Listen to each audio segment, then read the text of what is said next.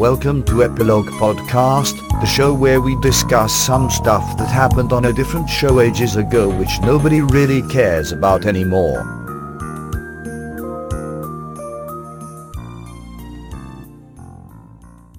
Hi, I'm Portponky. And I'm LeBloc. Today we're discussing Farscape, Season 3, Episode 13, Scratch and Sniff.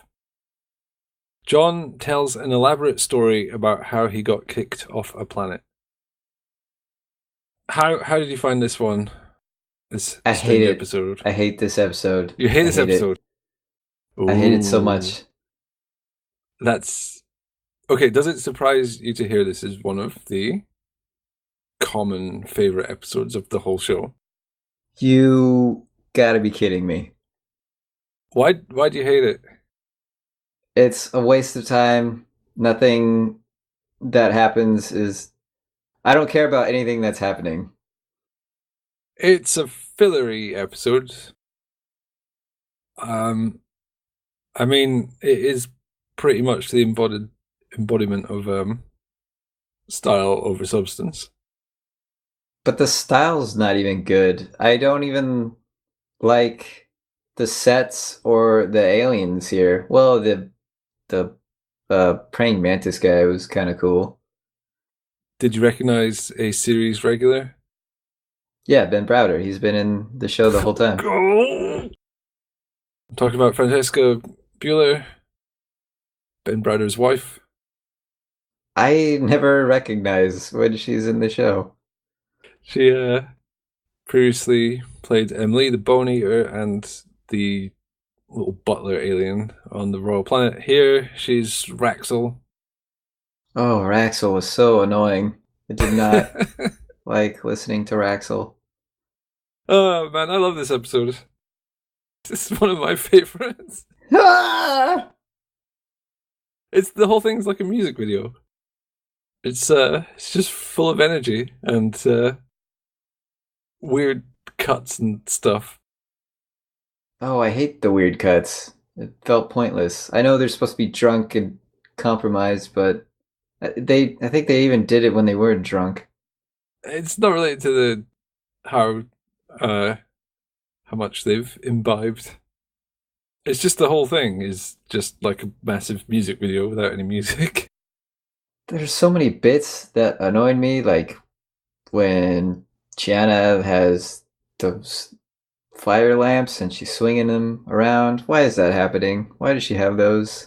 What is going on the entire time? So you side with Pilot. This whole episode is a load of rubbish. And while he's recounting to Pilot, he is in John, what happened, he's drunk and very casual about it, so obviously nothing horrible happened.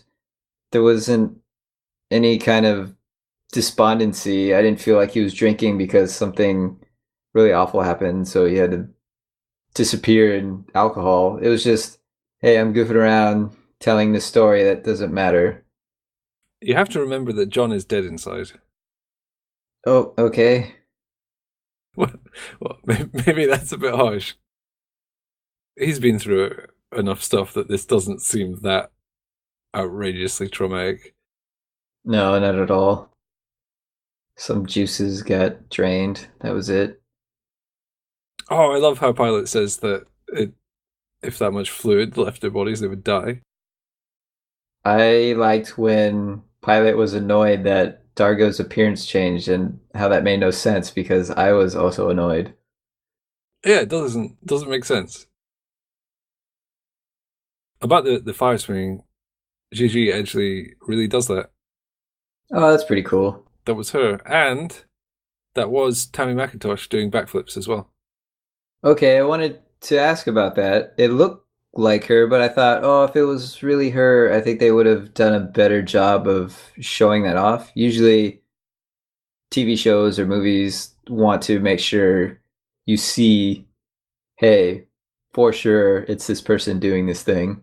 But there were some weird cuts there. Like when a character's playing the piano, it either shows them behind the piano or it pans around and shows their actual hands and fingers. So you know for sure that the actor is really doing it. Yeah, she was a gymnast when she was younger. So that's really her backflipping. And that was really her taking a bath. Yes. Was that a bath? It looked like it was silica gel. I don't know. I've read a long time ago, but I can't find a source for this, that this originally was just a regular episode. Regular as in lacking all the comedy. Not all jumbled up. Like, it didn't have 1,300 cuts in 45 minutes. And I know there was an original ending that was different, which is where they destroy Raxel's chip and drop her off at the industrial planet. She's on Moya. I wish something horrible happened to Rexel. Her husband died. Did he, though? Yes. He was dead. Well, that guy was dead, but was that really her mate? Probably. I guess I hadn't considered it. Because once it became clear this was all in service of getting that chip, I thought, oh, she probably made that up about the guy. But she didn't know he'd be dead, though. What if he was fine and she was like, hi, come on, we'll rescue you. And he would say, sorry, who are you? By the time they're in there, it doesn't matter. She would just get the chip. But he didn't need to be dead. He just needed to be in there. Well, he didn't even need to be in there. They could break in there and say, hey, where's your mate? Oh, I don't know. He must be dead already. Let me get this chip. So casual. He's there to fool us, not to fool them. It wouldn't even matter for them. You're right. We have no confirmation that that guy was really Raxel's mate. And knowing that Raxel lied a lot anyway. And she even pointed out that he's much more attractive than she is, and why would they be together in the first place? Hey, just because he's attractive doesn't mean he's shallow. She pointed this out. I'm just saying what she said. All right, there's one bit in this episode they harp on, and it really annoyed me. And that's when John and Dargo are arguing about the number of steps to that door. First, why are they arguing something they both eyeballed? They didn't actually measure it. If you want to know, then walk over. You're right there. Just do it then. That was annoying enough. Because they're not there. They're only seeing it. But they can move around in the VR thing. Yeah, but they're not really moving around, are they? They're still standing still. Okay, fine. But they're arguing something stupid. Yeah, it did seem like they could be more pragmatic about that somehow.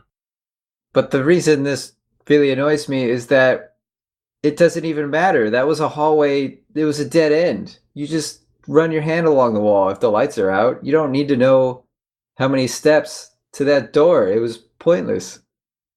It's so that Dargo could walk into a wall. Which is a terrible payoff. It's not funny. And he didn't need to do that. For an episode that has quite a lot of humor, that was not the highest moment. I think it's something to do with Dargo being kind of hot-headed and a bit stupid. Same reason he just ran in and started punching everyone to rescue Chi and Joel. That I like. That version of Dargo I like. I don't like I'm going to walk into a wall version of Dargo. It's the same guy. Just being stupid in different ways.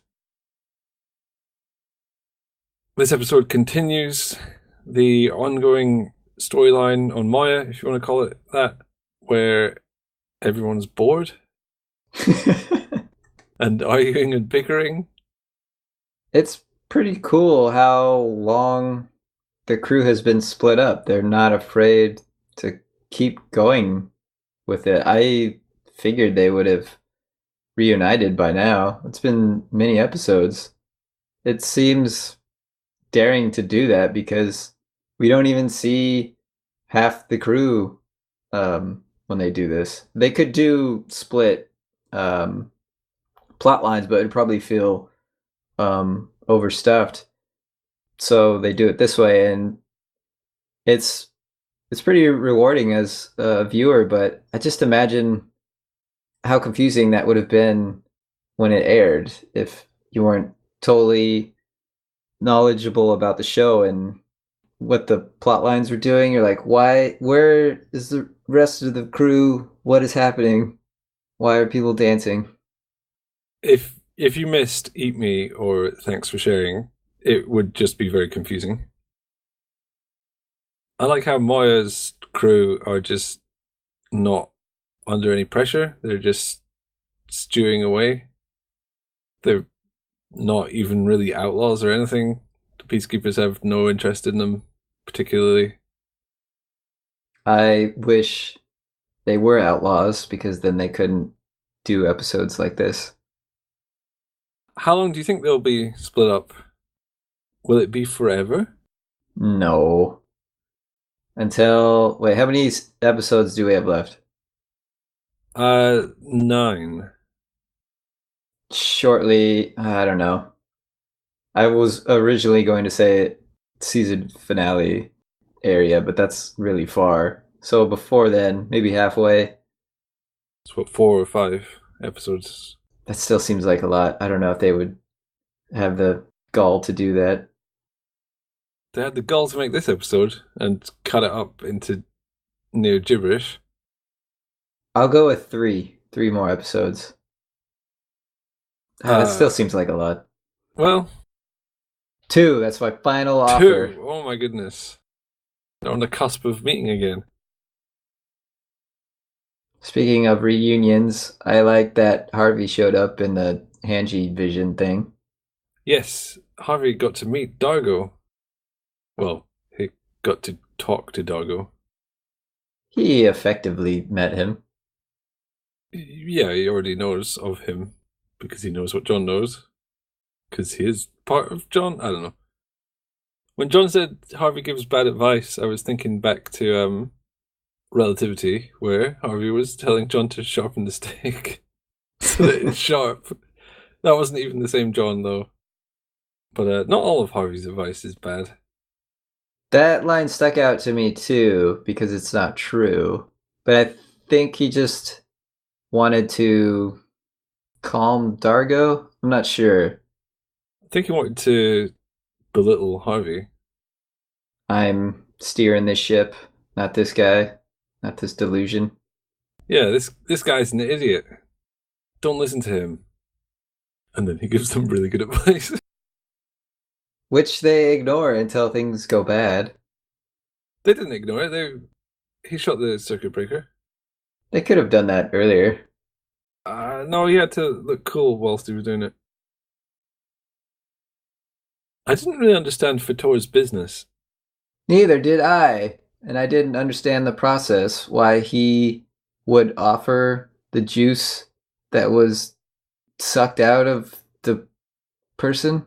Why? I don't get that. Well, it's a drug made out of people's glands. I mean, where it comes from is not relevant. There's definitely stuff you can extract from your body and then put into your body in a different place that will have a very severe effect. That's definitely a thing.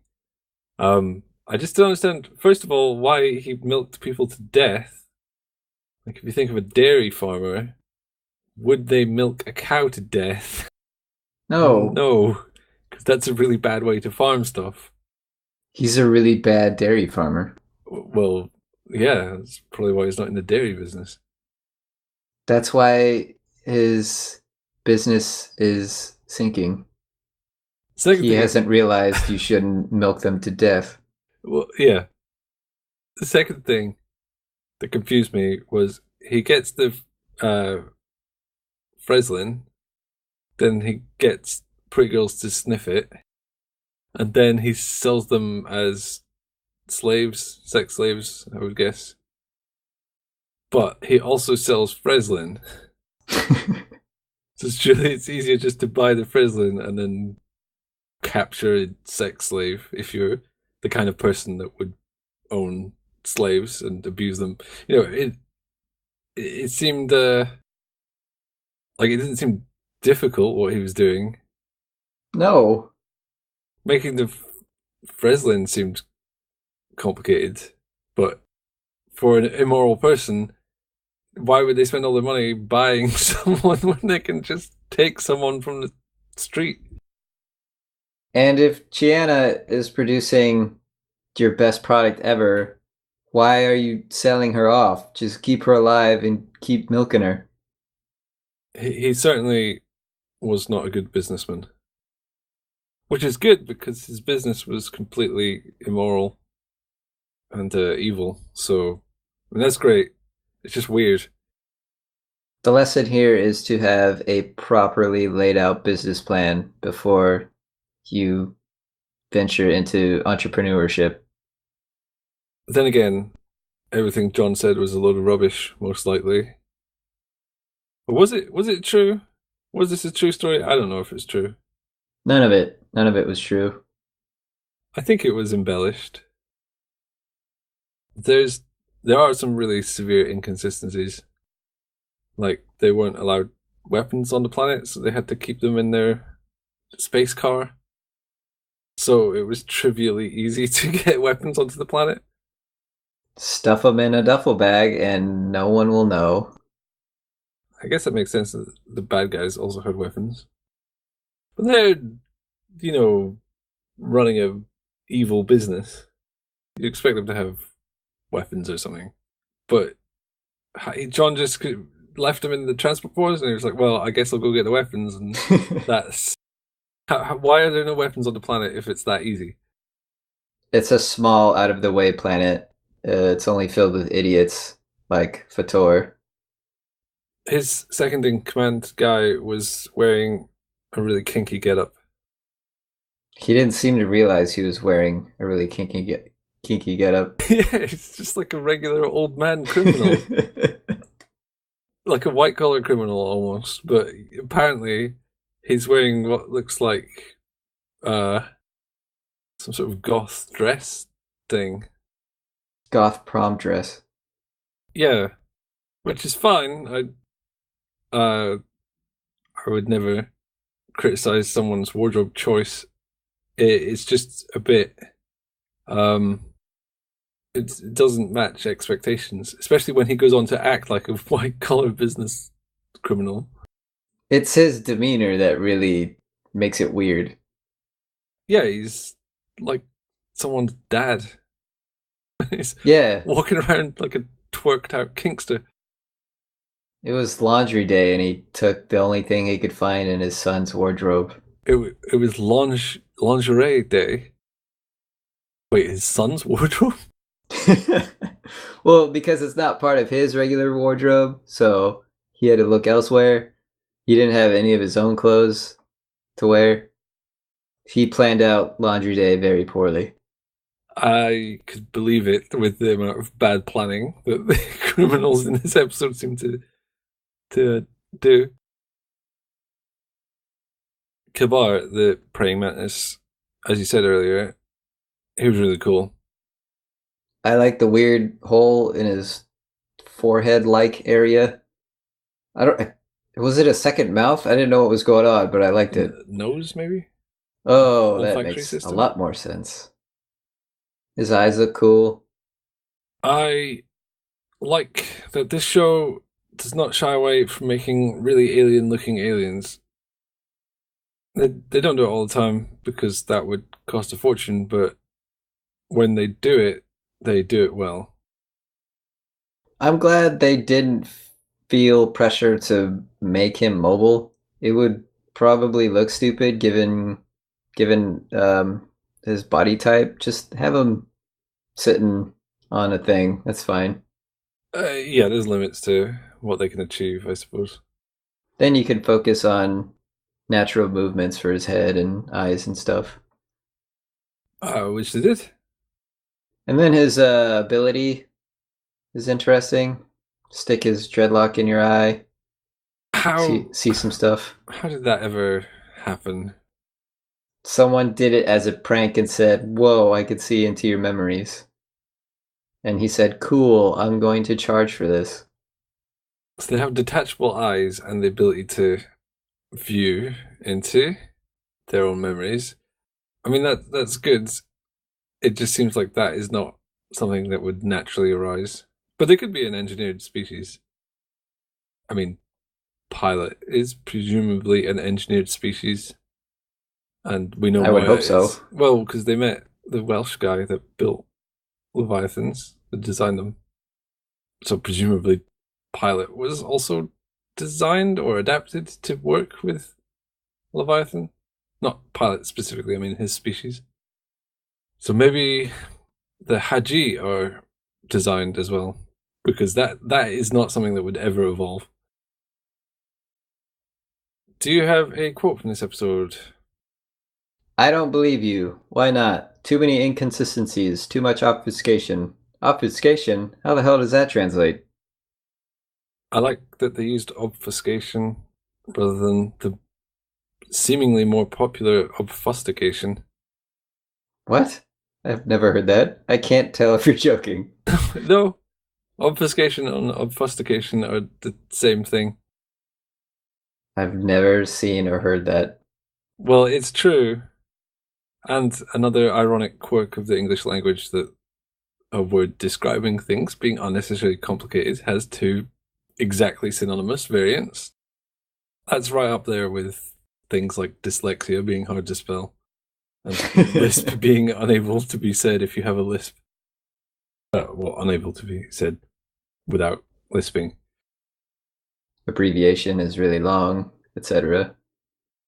Anyway, I really like this quote because that is a weird word to have translated, and I like that John recognizes that. And translation is a tricky business, and sometimes words like that will slip through, and it will be, I'm talking about actual translation now, not what's imagined here. It will be the perfect word. It will have the greatest integrity of the original meaning, but then it'll stick out. You'll think, what? Why that word? And so I just find it interesting here. Do you think this episode suffers from "it was all a dream" syndrome? Yeah. There's no Because tension. Pilot says, this, like, an amount of this was just made up, at least. Probably all of it. Exactly. I think I enjoyed it, regardless of there being no tension. I agree, there's no real tension in this episode. I mean, it's all flashback anyway, so you're not gonna make an extremely tense situation that is a flashback. But it doesn't have to be extremely tense. I just want some stakes. There's nothing here. Not the meat. Yeah, I think I just enjoyed it because I like the style. If every episode was like this, I would hate the show very quickly, but I think I just like the bizarre editing. I found it fun and energetic all the way through. And if you didn't, then yeah, I completely understand why you hate this episode. It's one that is quite polarizing. I didn't care for the style, so I had nothing to draw me in or keep me going. I already said this, but I didn't like the sets. They're not interesting. They're just really, we've seen much better sets that felt like real lived in places. This felt so fake. None of the sets attached to each other. The shop window and the Haji room and the beach and the auction house and even the milking room, they all just seemed completely disconnected, like different sets from different things. there's no real sense that this all goes together as a group. Exactly. Maybe and I that's the think point. I think it is. I think it's a deliberate choice because John is freewheeling and making stuff up, so he's not connecting it well.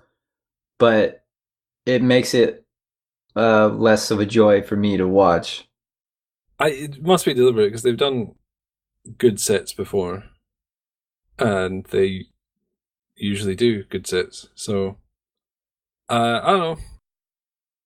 You're allowed to hate it. You're wrong. Okay, I will hate it. I don't mind being wrong. Or maybe I'm wrong. Who knows? What we should do is watch the next episode. And be wrong about that one too. Yeah. Because being wrong at things is Good practice yeah, it's really good practice. for when you're wrong. This isn't going anywhere, is it? You're wrong. Oh, okay.